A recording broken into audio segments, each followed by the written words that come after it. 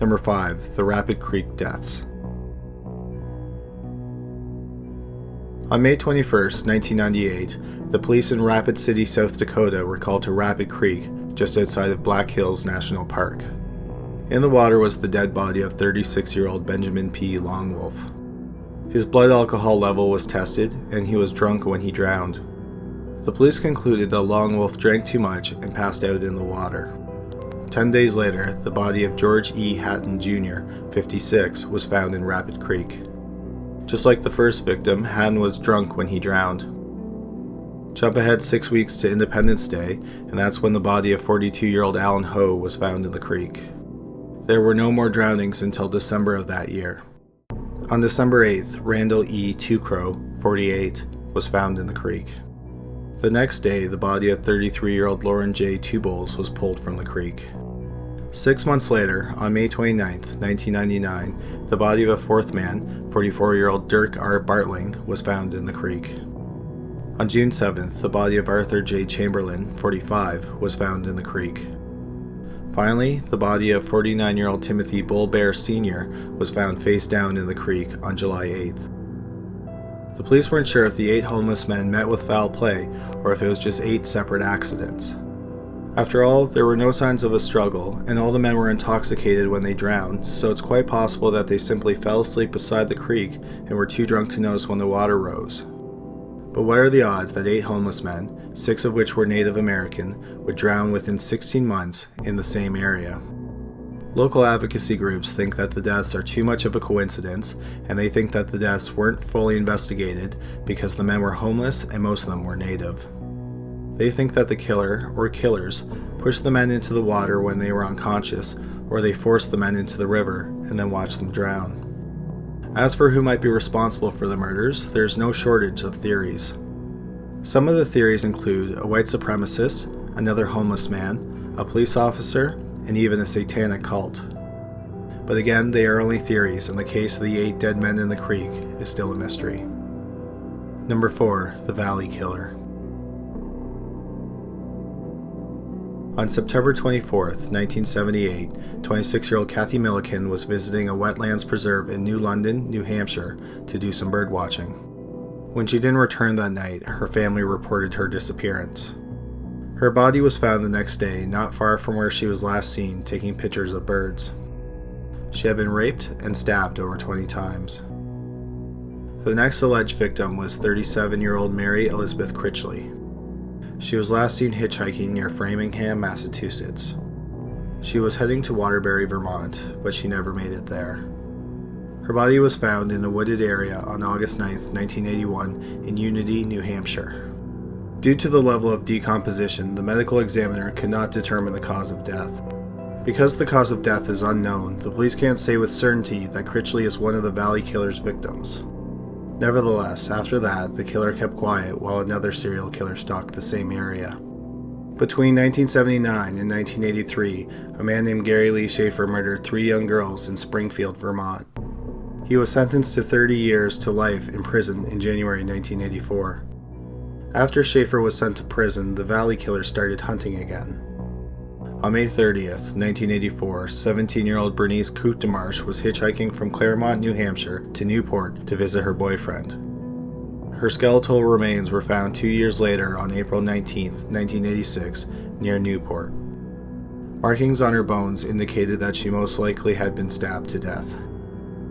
Next, on July 22, 1984, 26-year-old Ellen Ruth Fried was talking on a payphone outside of a store in Claremont. Her car was found a short time later, but her remains wouldn't be found until a year later, on September 19, 1985, near the Sugar River in Newport, not far from where Bernice Coutemarche's remains would be found a year later. The medical examiner determined that Fried had most likely been stabbed to death, and there was evidence that she had been sexually assaulted. On the morning of July 10, 1985, Eva Morris went to her job in Charleston, New Hampshire, but as soon as she got there, she told her boss that she was sick and that she was going home. Morris was last seen by a motorist who picked her up while she was hitchhiking, and he dropped her off near Claremont. Loggers found her skeletal remains 10 months later in Unity, New Hampshire. Her skull had markings from knife wounds, so her cause of death was listed as stabbing. On April 26, 1986, 36-year-old Linda Moore of Saxton River, New Hampshire, was home alone. When her husband came home from work, he found her murdered in the kitchen. She had been stabbed over 30 times.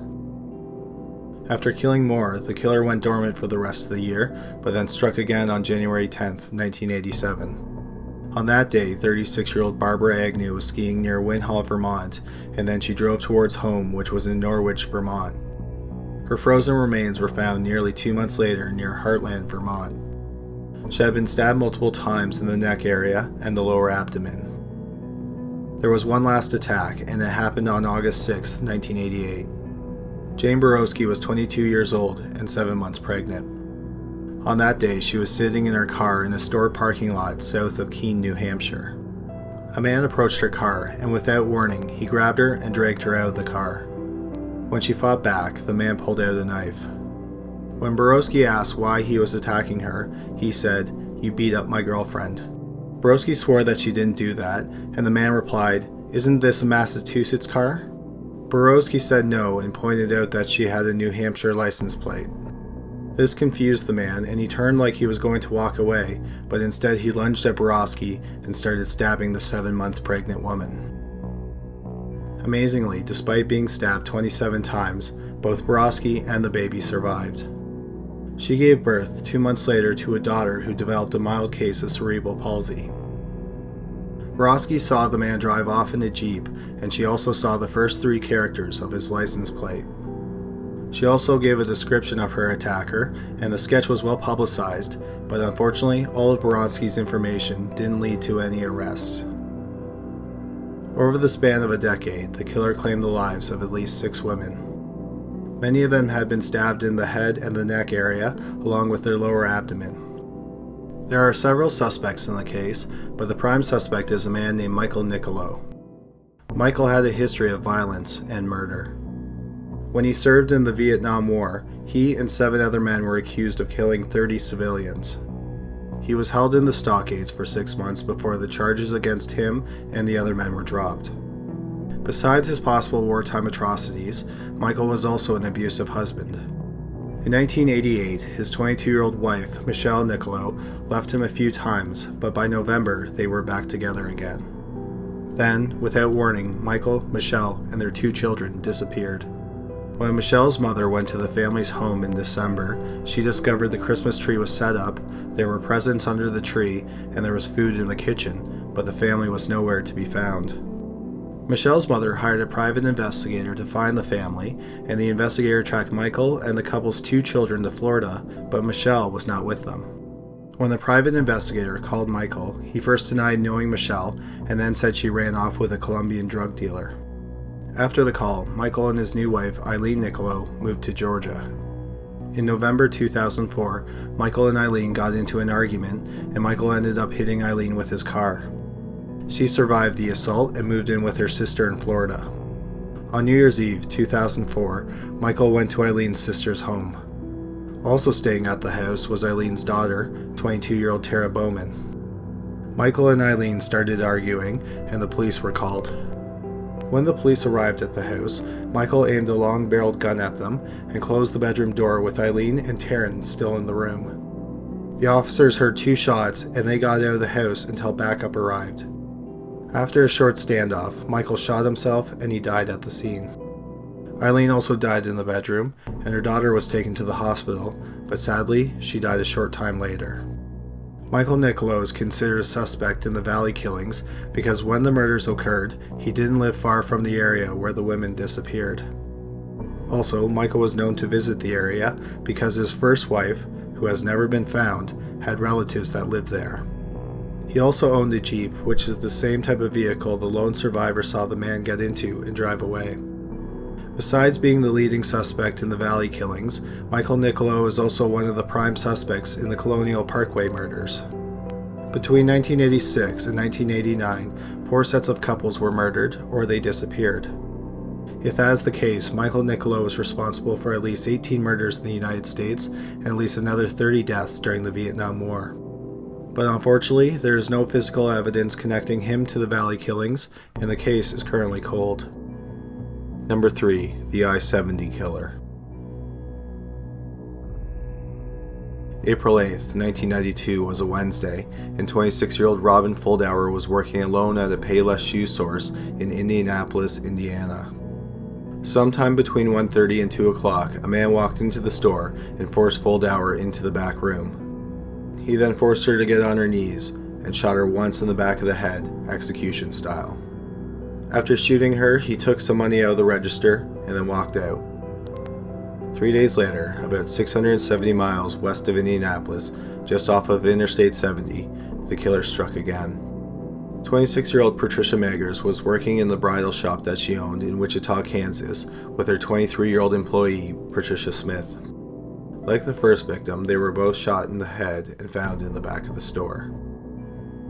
16 days later, on April 27th, Michael McCowan was shot once in the back of the head in his ceramic shop in Terre Haute, Indiana, which is also on the I-70.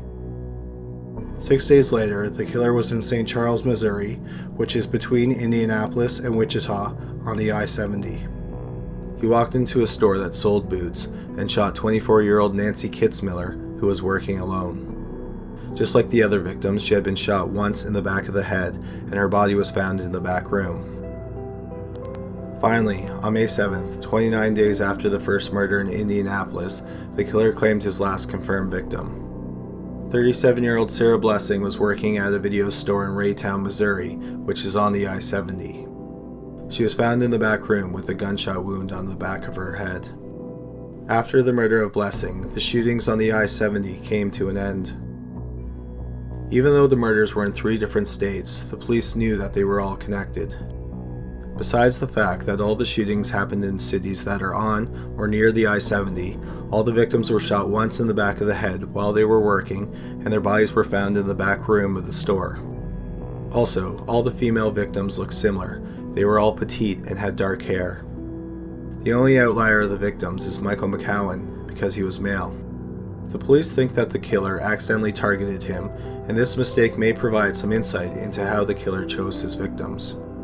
The police suspect that he scouted his victims first and watched them from a distance. McCowan had long brown hair, which he wore in a ponytail, and from a distance he may have looked like a woman. Even though the killer targeted a specific type of woman, he did not sexually assault any of them.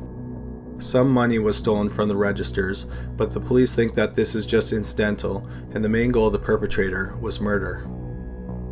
What ties all 6 murders together with certainty is that all the bullets were fired from the same gun. All the bullets were CCI brand .22 caliber copper-clad lead, and they were most likely fired from either an Intertech Scorpion or an Irma Work Model ET-22. Since the murders took place in broad daylight in commercial areas, there were witnesses who saw the shooter. He was described as a white man, between the ages of 22 and 32. He was thin, between 5'7" and 5'9", with sandy blonde hair or reddish hair, and sometimes he had stubble on his face. Some people in law enforcement do not think that the shooter stopped killing after his spree in the spring of 1992. They think he's also responsible for several shootings in Texas in 1993 and 1994. On September 25, 1993, Mary Ann Glasscock was working alone in an antique store in Fort Worth. She was found that afternoon, shot execution style. Just over a month later, on November 1, 1993, 22-year-old Amy Vest was shot once in the head. At the time, she was working alone at a dancewear store.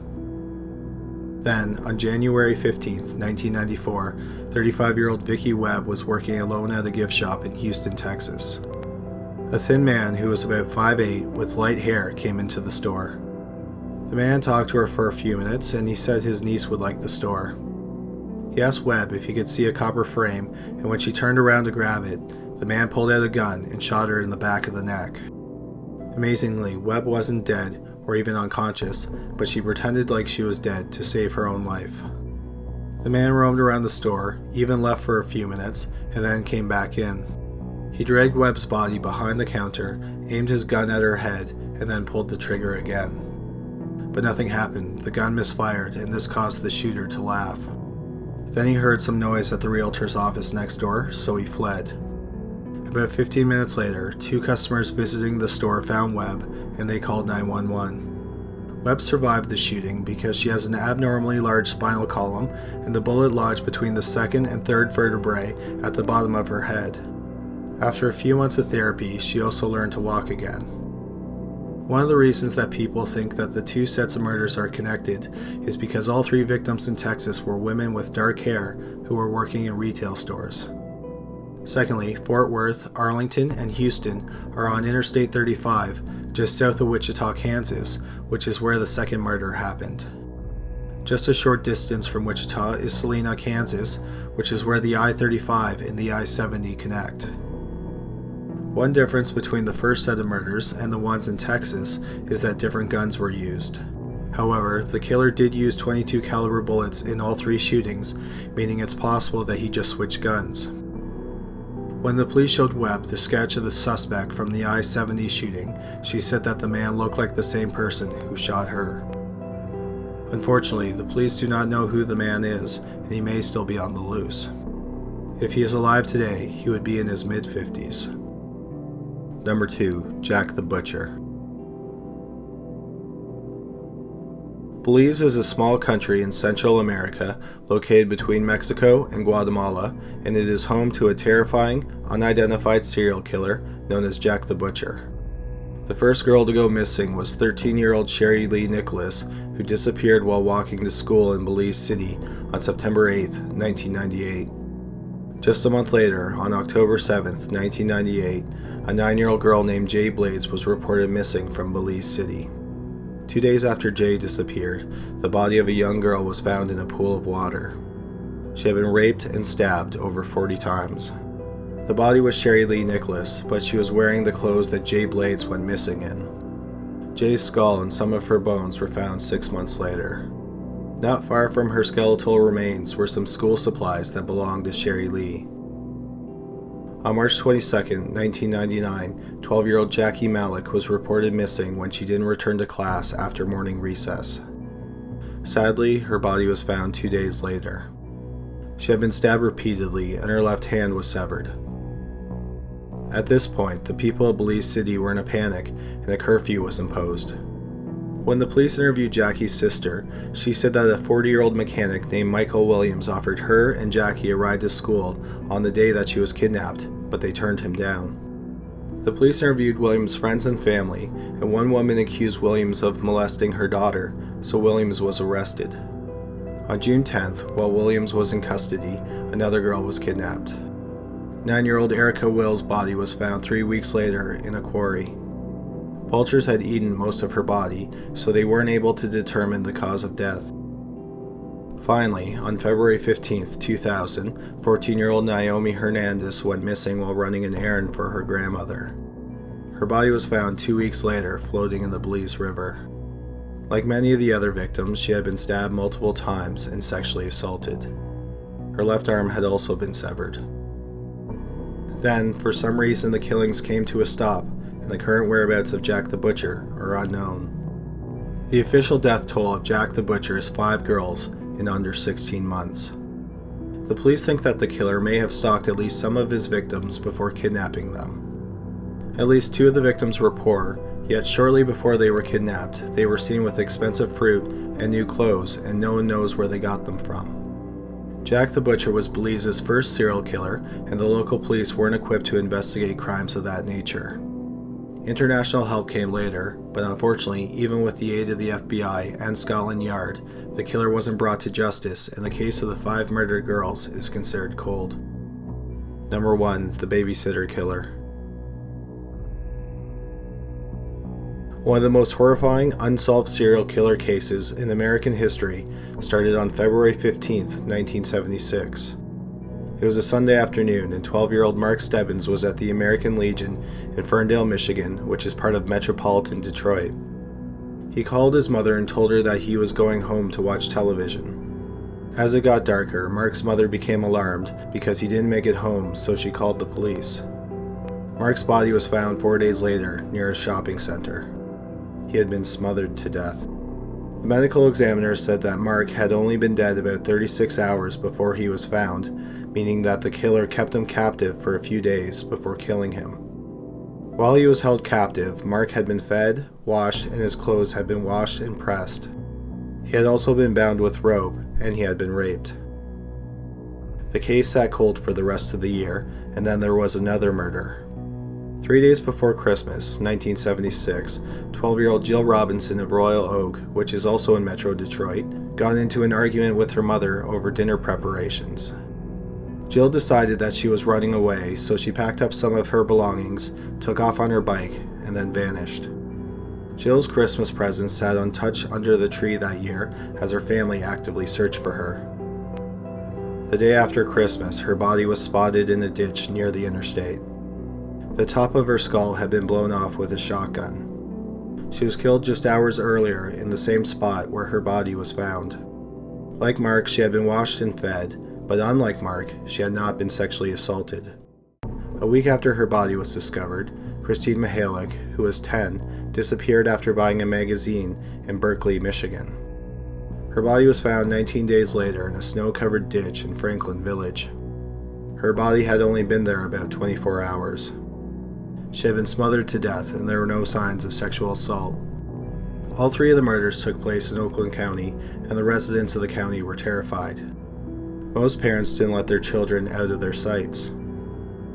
Sadly, the killer, who was dubbed the Babysitter Killer by the press, managed to claim one more victim. On March 16, 1977, 11-year-old Timothy King disappeared after leaving a pharmacy, which was only 3 blocks from his family's home in Birmingham, Michigan. Just before he went missing, Timothy was seen talking to a man with shaggy hair who was driving a blue AMC Gremlin with a white side stripe. When Timothy was missing, his parents appeared on the news and begged for his return. They promised that if he came home, they would give him his favorite food, which was Kentucky Fried Chicken. Sadly, Timothy would never make it home. His body was found on the evening of March 22nd in a ditch in Livonia. He had been suffocated, and like the only other male victim, he had been sexually assaulted. Just like all the other victims, Timothy had been washed and his clothes were clean and pressed. In his stomach, there was fried chicken, suggesting the babysitter watched news coverage of the kidnapping. Then suddenly, the murders came to an end. Over a span of 13 months, the babysitter killer kidnapped 4 children, who were all held for several days, and then they were killed. Also, white animal hair was found on all 4 bodies, suggesting that one person was responsible for all the murders. According to the local media, there have been hundreds of suspects, but only a few of them have been promising. The first of those promising suspects is Arch Sloan, who is a convicted pedophile who lived in the area when the children went missing. In his car, which was a 1966 Bonneville, the police found hair that had the same mitochondrial DNA as some strands of hair that were found on the bodies of the 2 murdered boys, but not the girls. A mitochondrial DNA match means that the hair either belongs to the killer or a relative on his mother's side. The hair does not belong to Sloan, so the police think that Sloan let one of his pedophile friends borrow the car, and his friend may be involved in the murders. Another suspect in the case is convicted pedophile Chris Bush. Bush was never questioned about the murders because he committed suicide by shooting himself in the head in November 1978. In his home, the police found pieces of rope covered in blood and a drawing of a young man tied up in a sexual manner. The police and the family of Mark Stebbins immediately noticed the similarities between the drawing and Mark. Unfortunately, the ropes were lost before they could be tested, so it's unclear if Bush was involved in the murders or not. The third suspect in the murders was actually a victim of Chris Bush. When James Vincent Gunnels was a teenager, he was raped several times by Bush, and Bush was convicted of those rapes. On the sweater of the third victim, Christine Mihalik, the police found mitochondrial DNA that matched Gunnels. The police do not think that Gunnels is the killer, but they think that he may have helped him. Gunnels took 2 polygraph tests in regards to the babysitter murders. He tried to cheat on the first one, and he failed the second one. Even though Gunnels failed the polygraph test, he has denied being involved with the killings. The final suspect is Theodore Lamborghini, who lived in Metro Detroit at the time of the murders. When he lived in the area, he was involved in a pedophile ring based in Detroit. In 2007, Lamborghini was arrested for the pedophile ring, which was active in the 1970s and the 1980s, and he took a polygraph test about the babysitter murders. And he ended up failing the test miserably. Just before his trial for his role in the pedophile ring, he was given the choice. He could take a second polygraph test about the babysitter murders, and he would be given 15 years in prison, or he could skip the second polygraph test and take the maximum punishment for his sex crimes, which was several life sentences. Suspiciously, Lamborghini chose the life sentences, and he never had to take a second polygraph test. Lamborghini is currently incarcerated, and he will probably die in prison. The families of the 4 murdered children are hoping that the real killer, or someone who can positively identify the real killer, will come forward and give them some closure. Thanks for watching this week's video. Hopefully you enjoyed it. If you did, please give us a thumbs up and subscribe. We post a new video every Sunday. Of course, thanks to everyone who already subscribes. All of you are awesome people. If you want to watch another video about serial killers, please click on one of the videos on the screen now. If you want to hear more about the Colonial Parkway Killer, which we talked about in entry number 4, please click on the video called 5 Unsolved Cases of Serial Killers Who Hunted Couples. But that's all for this week. Thanks again for watching.